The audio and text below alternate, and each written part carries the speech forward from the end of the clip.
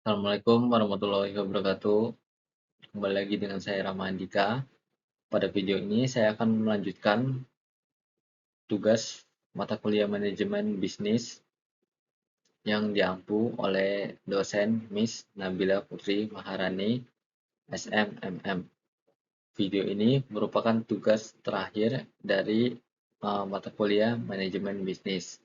Untuk materi yang akan saya sampaikan di sini adalah yaitu managing in global business environment atau dalam bahasa Indonesia itu manajemen dalam lingkungan bisnis global. Kita masuk ke pengertian.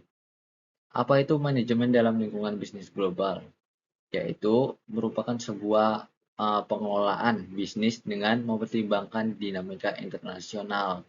Yang namanya global itu mendunia dan jika mendunia itu maka bersifat internasional. Kemudian menyesuaikan strategi dan operasional untuk pasar global yang beragam. Jadi pasar global itu beragam. Jadi diperlukan yang namanya strategi-strategi yang tepat supaya kita bisa sesuai lah dengan pasar global yang menjadi target kita. Oke, kemudian tantangan dalam global yang pertama yaitu perbedaan budaya, variasi dalam nilai, kebiasaan, dan perilaku. Kemudian regulasi internasional, yaitu beragam peraturan dan kebijakan di setiap negara. Jadi, di setiap negara itu, kebijakan bisnisnya itu berbeda-beda, di mana kita harus mematuhi peraturan tersebut agar kita bisa mempertahankan bisnis di negara tersebut. Kemudian fluktuasi ekonomi, yaitu perubahan dalam kondisi ekonomi global yang mempengaruhi pasar. Jadi, jika kondisi ekonominya di negara itu stabil, maka nanti biasanya harga di pasar itu akan stabil juga. Jika keadaan ekonomi di suatu negara itu anjlok, maka nantinya pasar tersebut biasanya akan mahal untuk harga-harganya.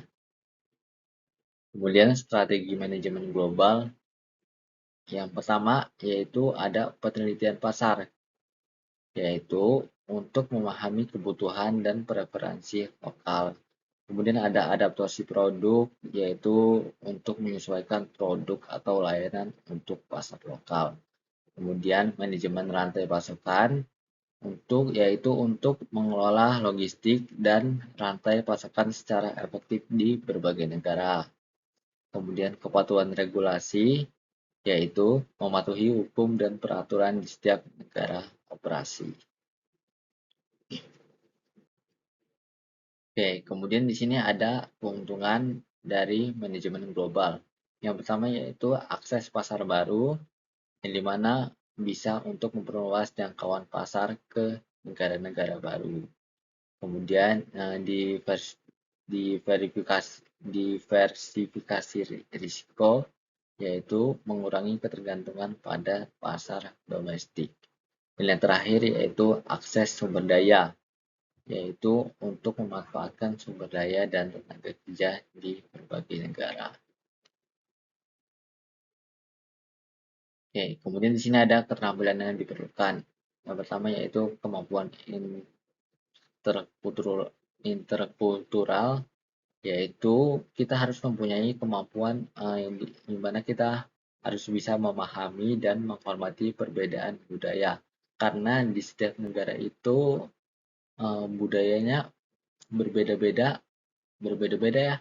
Jadi kita harus namanya mempunyai kemampuan memahami perbedaan budaya tersebut, dan kemudian kita juga harus mempunyai keterampilan untuk menghormati perbedaan budaya tersebut. Dan yang kedua di sini ada kemampuan negosiasi, yaitu bernegosiasi dengan berbagai pihak internasional. Dan yang terakhir yaitu kemampuan analisis pasar, yaitu menganalisis data pasar global untuk pengambilan keputusan yang tepat. Kemudian di sini ada teknologi dan inovasi, Yang pertama yaitu komunikasi global, menggunakan alat komunikasi untuk kolaborasi jarak jauh. Dan yang kedua yaitu data analis, memanfaatkan analitik untuk memahami tren pasar global.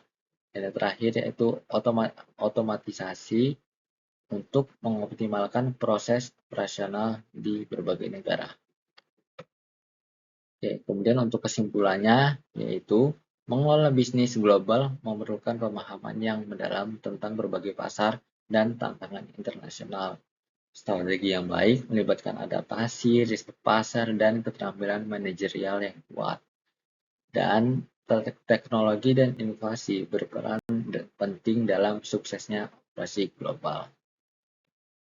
Oke, sekian dari saya. Saya akhiri. Wassalamualaikum warahmatullahi wabarakatuh.